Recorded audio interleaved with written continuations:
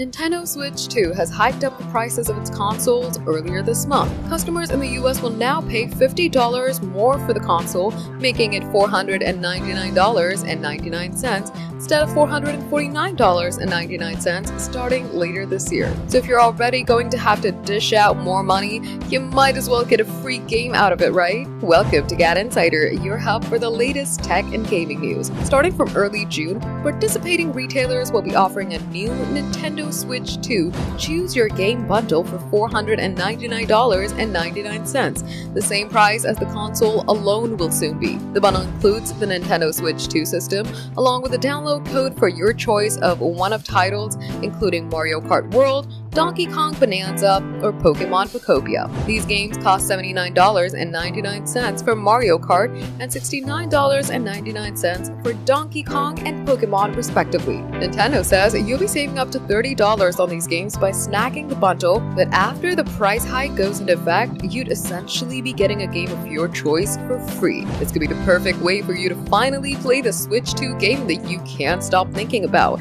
whether it's Mario, Bananza, or Pokopia.